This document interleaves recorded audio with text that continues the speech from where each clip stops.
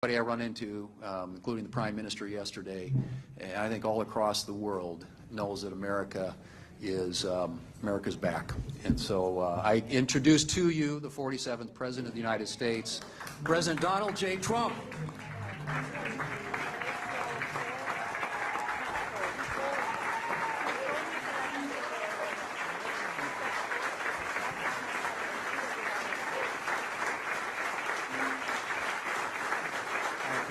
Thank you, everybody.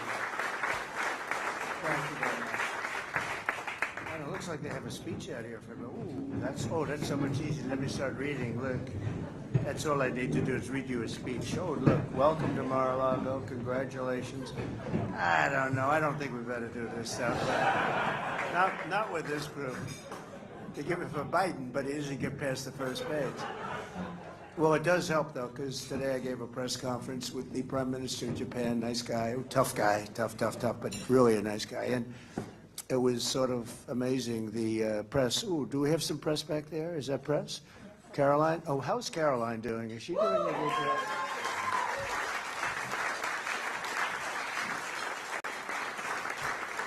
She is doing a great job. Good. Well, for the press, for the media, I just want to tell you that these are senators, and some of funders are outside. They didn't get in, actually, which is amazing what happens when you win. You forget them, isn't it terrible? But no, we have some great funders, and they were upstairs, and they're having a meeting of their own. Just they feel so good about this win that they actually got together and said, what are all you guys doing? They're just people that gave money to the campaign, and they're here just to have fun together. There's about 30 of them, and I said, come outside and see the people you got elected. And some of them are tremendously successful people. WeatherTech, a company privately owned that only makes this product here, doesn't want to go to other places to make the product. It's a great product. David, and so many other people. And I said, come down, and some of you have probably said hello to them, but I guess they're up eating by this time. But I just want to say that it's been amazing. It's been an amazing period of time. We've had some fantastic races. We have some people in this room who won races that were very difficult to win. Tim, and we have, where's my friend from Wiz, Bernie? That was a tough race, I'll tell you. Bernie, they weren't giving you a big shot.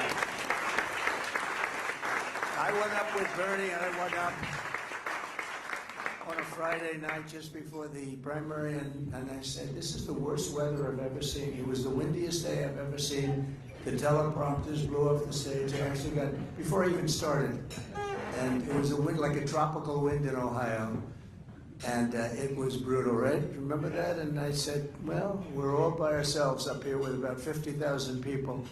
But I said, you're going to win that race. And he won the race, and he did great. He did a great job. And David was great. How about that? That was, I don't know, where is David? Where is David? David,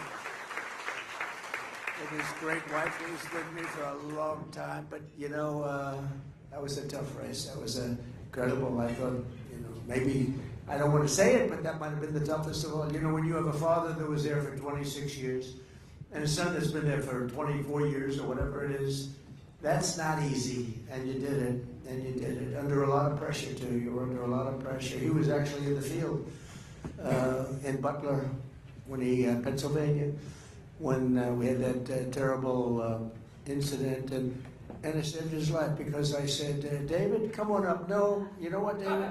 Stay there for a little while. And then I said, let me see the chart. And I looked over to the right. If he would have come up, he would have been maybe not here. So I saved your life by saying, don't come up. I said, come up later. That was a good moment. He looks back, he says, that was a good moment. But I just want to thank everybody. You've been incredible. You've done incredibly. And they've lost their minds. The Democrats have lost their minds, and they've lost their confidence. They have very little confidence. They are different people, and they look foolish. Today they tried to break into the Department of Education just because we want to go and check the books. And Maxine Waters is a lunatic, and you know, they're all lunatics, frankly. It's so sad to see. They should be happy. They shouldn't be sad, you know. It's a funny thing. I went to a golf course that I own, and I was very angry at bankers. This was prior to being president, prior to even thinking about running for president. And I was going crazy because I couldn't get onto the course. One, Palos Verdes in California, and beautiful right on the Pacific, every hole in the Pacific. And my ad is, I don't use it because you can't get on the course. But my ad is, if I ever have to use it, I have the ocean, Pebble Beach only has the bay. And I said, I'm dying to use that ad, but you don't need it.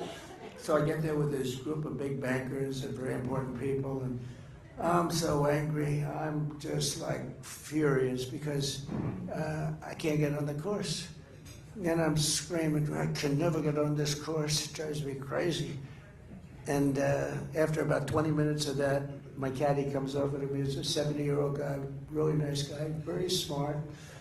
Sir, may I speak to you? Yes. Yes, what do you want? He said, sir, other courses are all empty, you're packed. You have the best course in California, you're packed. It's always packed, sir. You can't get on the course. And he used an expression, you should be happy, you shouldn't be sad. And I felt like such a jerk, because he was right. Because he was right. And anyway, but we are happy as a group because we had a tremendous run, and you know, we could have won a couple of more that I thought we were going to win. We won big in Michigan, and Michigan almost won. I don't know why he didn't win. He might be.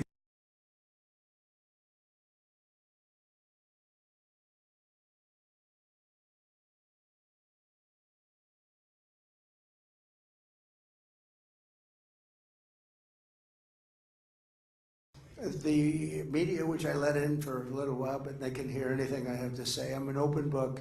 They can say anything, they can have anything. We had a great news conference today with the Prime Minister. Japan, they wanted to buy U.S. Steel. I said, I can't let you buy it. I cannot.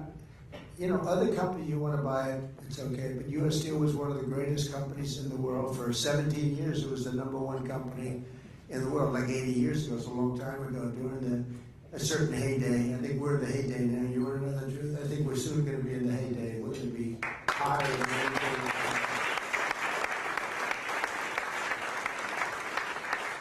And I told them 2 weeks ago, they came in to see me, the people from U.S. Steel, with some Japanese representatives, and I said, I can't let you have U.S. Steel. You cannot buy it.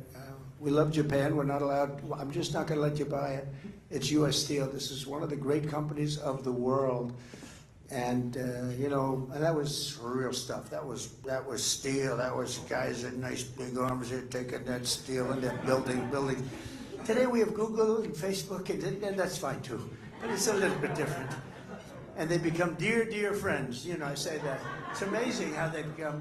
They spent $500 million on lockboxes.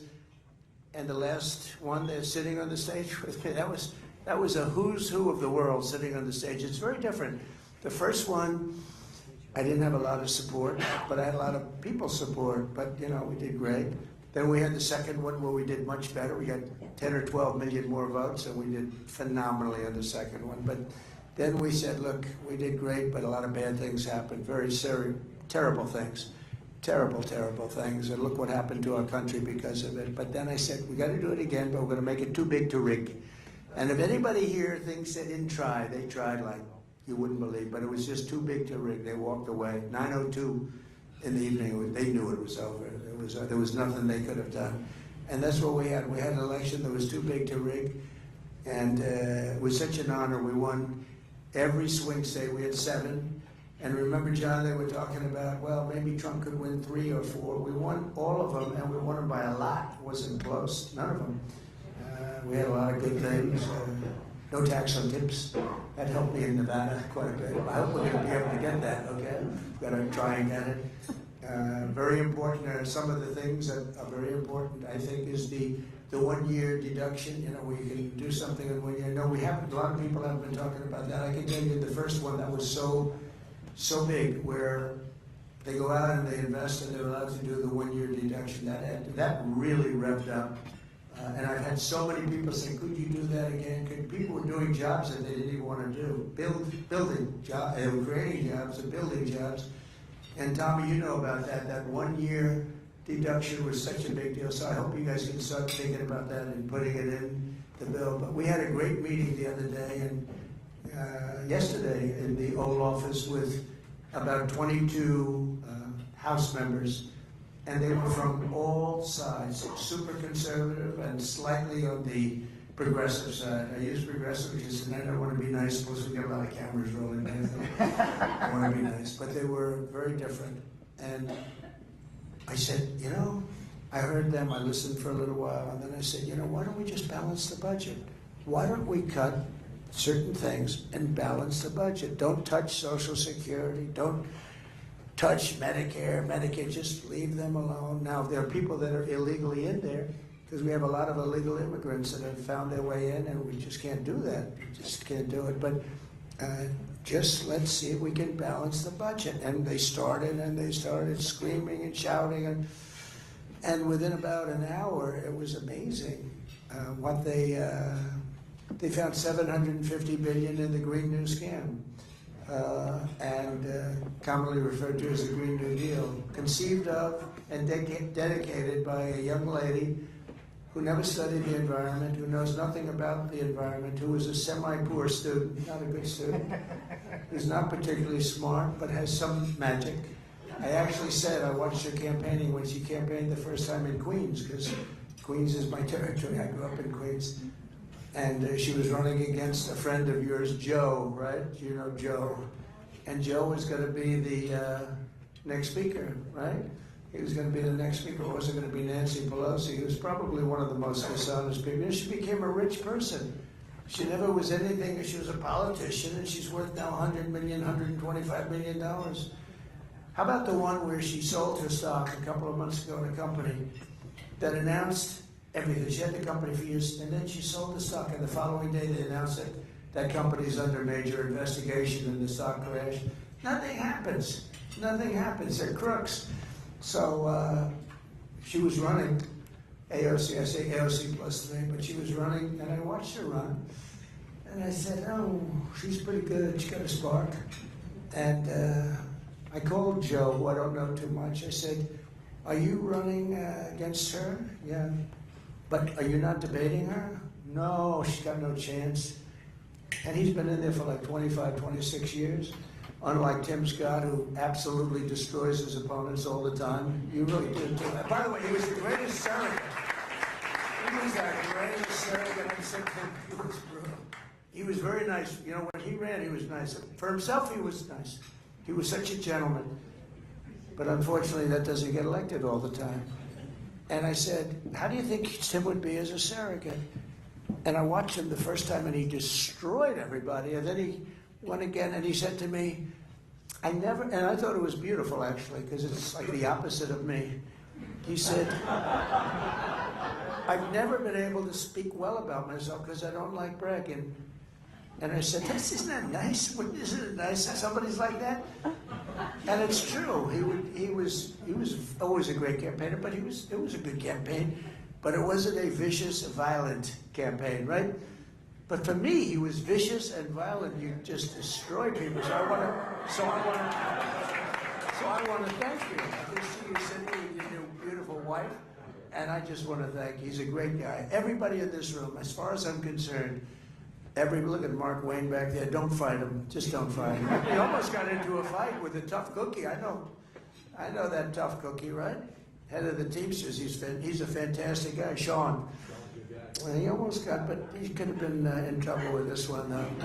Sean's pretty tough, but he would have been in trouble. But I see everybody in this room, and I mean, there's nobody. And if I didn't like somebody, I would tell you. I like him. You know what I like about Chuck Grassley?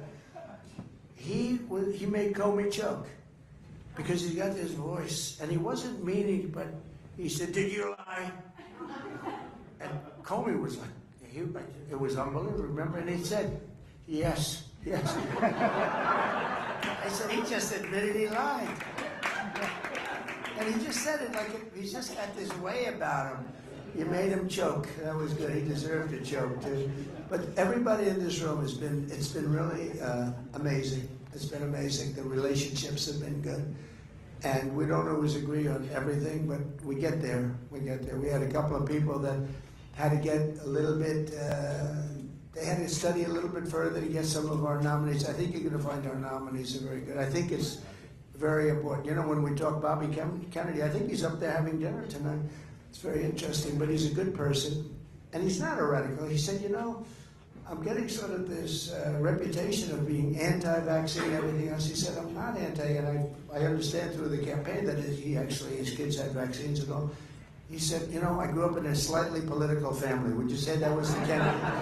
He said, I grew up in a political family. I mean, I'm not a crazy person. I'm very moderate in a certain way, and I never forgot that, and I think it's true. But I think we need somebody like this, and Dr. Oz working with him, because if you look at autism,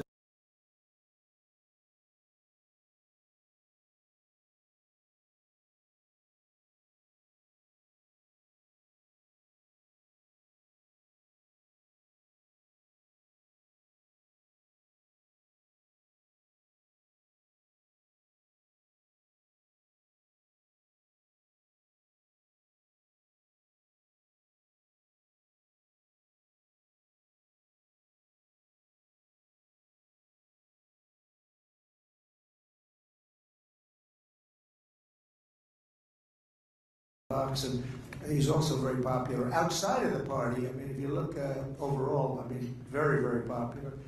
And people gave him great support. But I just appreciate the people that got there.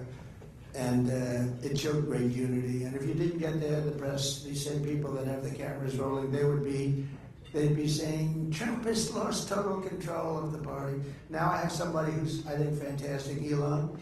And Elon was a recluse. You know, he was a very reclusive person, but I know he's a brilliant guy.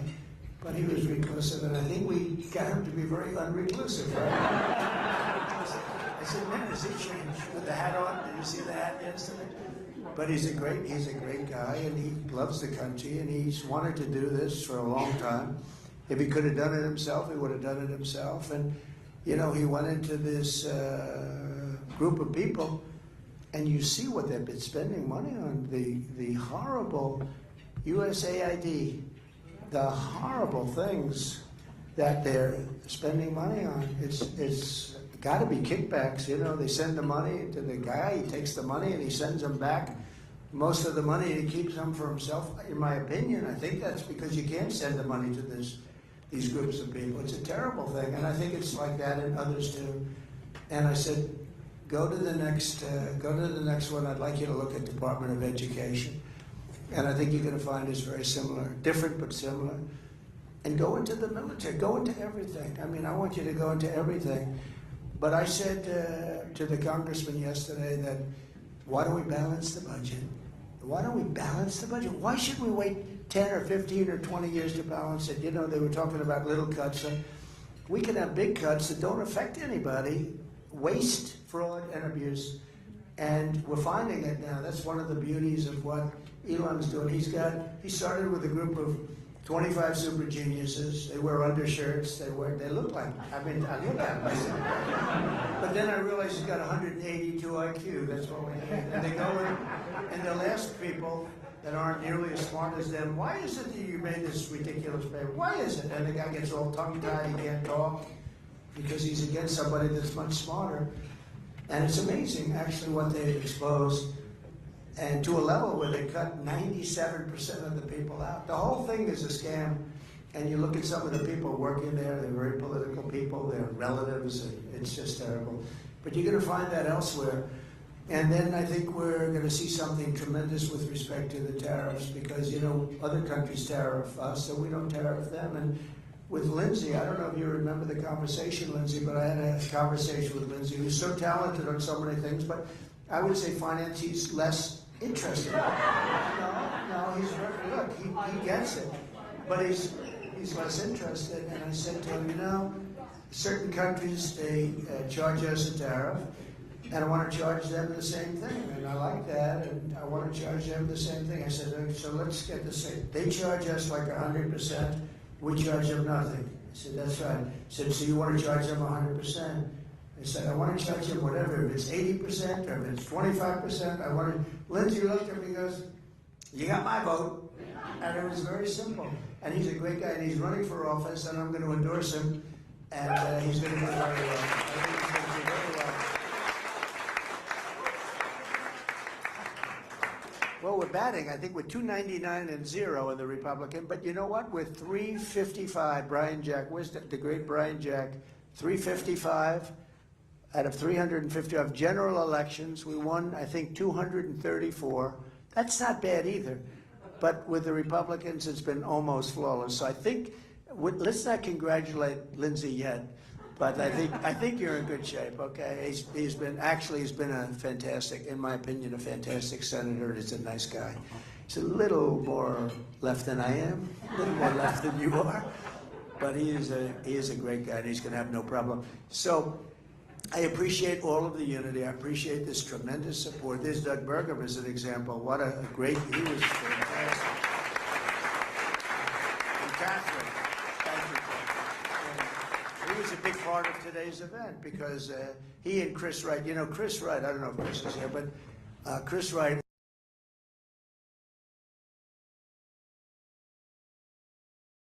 is the #1 guy in the world in oil and gas. And I'll never forget, I had a meeting here with a lot of the oil companies and Doug and senators, a lot of people. And I said, Doug, I really want you to be Department of Energy. And he looked and he said, look, there's a man in this room right now who's so much better than me. He's the most talented oil guy in the whole country. I said, who the hell is that? Because he's done, you know, he made a lot of money with the internet stuff and, you know, different things. Not oil. I thought he was an oil and gas guy. He wasn't. He sold his company to Microsoft for a tremendous amount of money. Very successful. Became the governor of North Dakota and ran a great state. And he became an expert on energy because they have energy, on fracking in particular. But I said, I want you to be the, if I win this, this was even before I won, but I thought we were going to win early on. I said, I want you to be the head of energy. He said, look, there's a man in this room right now who's better than anybody in the world, Chris Wright. And he was sitting there, and I said, this man over here, yeah, that man, he's better than me, he's better than anybody for what we want, getting the oil out of the ground properly. And I said, well, let's talk. And so I talked to Chris, and I was impressed by him, but more importantly, he was impressed by him. And it was interesting, so he became the Secretary of the Interior. And it's interesting for a different reason, because Chris is energy, but there is no energy. He's the part, there's some nuclear, but there's no energy. He's in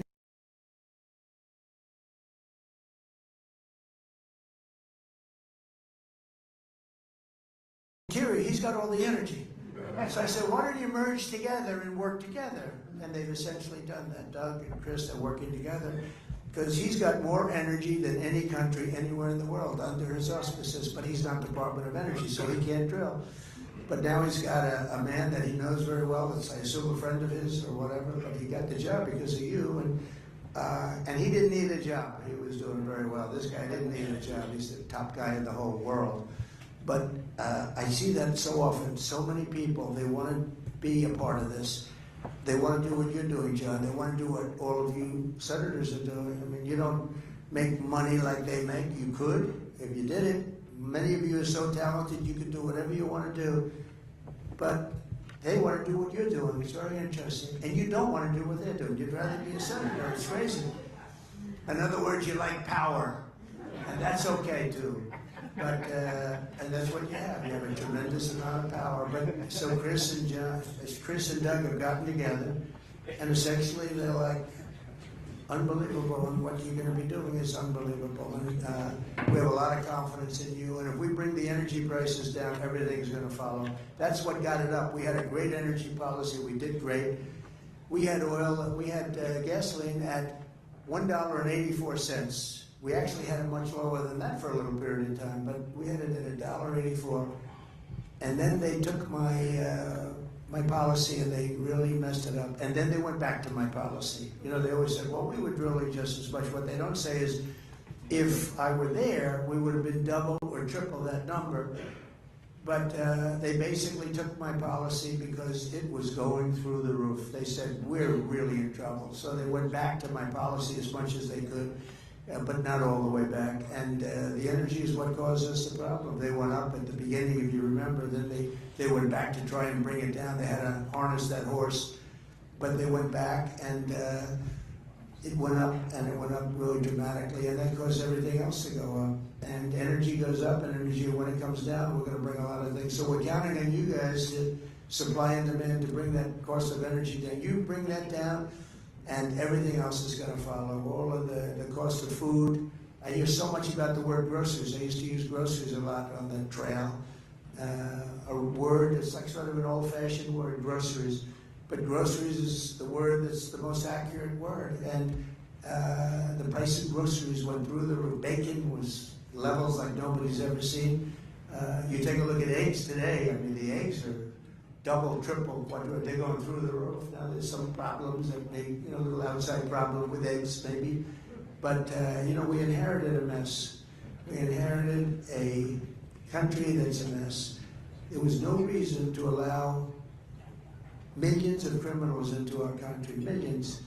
People that were, I'd say 3 million, 4 million, 21 million people all told, but 3 million, 4 million criminals, many, many thousands and thousands of murderers, people that murdered people, killers, people that murdered 2 people, 3 people, and even 4 people in jail, in solitary confinement. They let them out of jails from all over the country, but really from all over the world. Venezuela let out so many people. Their crime rate is down 78%. I can't believe they haven't allowed every single, some of these countries allowed every single prisoner, and they put them on buses and they bus them in, or they put them on planes, because these are countries also from Africa, from Asia, not just South America, a lot from South America, but not even the most. I mean, we have them coming from all over the world, and we're letting them in. They let them in from the Congo. For whatever reason, the Congo is prime territory to come into our southern border. They get them up to the border, and they let them in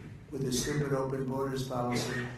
So this would have never happened if the election were proper.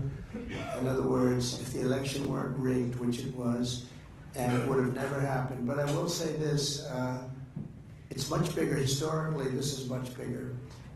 It showed what this ideology that some people are facing throughout the world, that showed how bad this ideology is, how incompetent the people are, but how bad the ideology is, the ultra-left, stupid policy.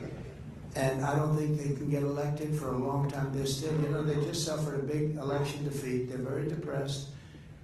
And they're using the same things. We just signed a bill yesterday. It was so incredible that no more men playing in women's sports. Right?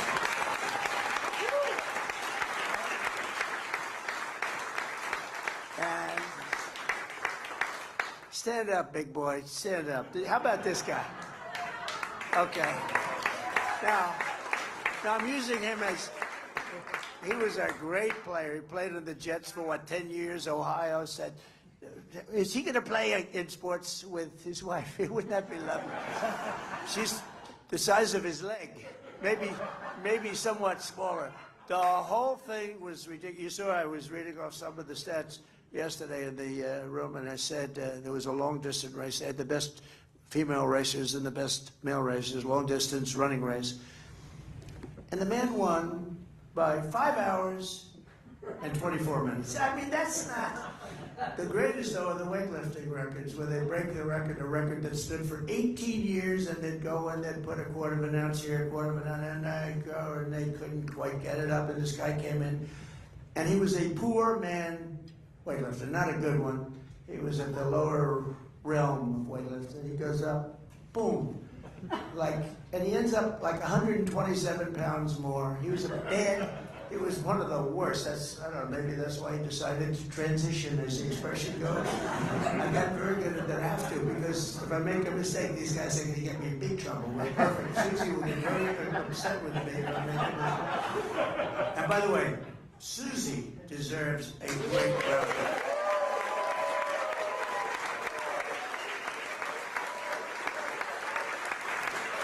The Ice Maiden.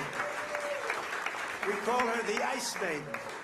You know, she's the daughter of Pat Summerall, who was a smart guy, and he was a very good football player, but a great announcer for 27 years for the NFL, and worked with John Madden.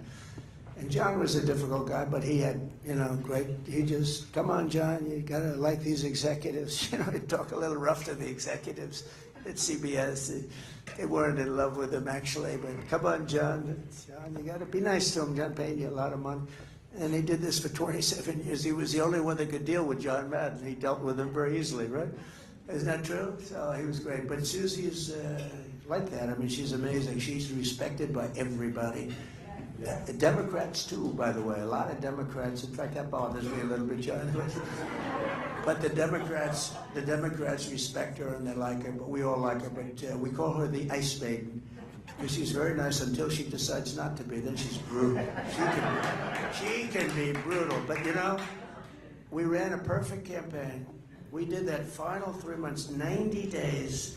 I didn't sleep. We did speeches every day. We did rallies. We did 3 or 4 rallies a day, and sometimes the last few days we did more rallies than anybody could believe. And they were packed. We went up to Milwaukee. We had 28,000 people in that beautiful new basketball arena. We used the basketball arenas, but they were way too small.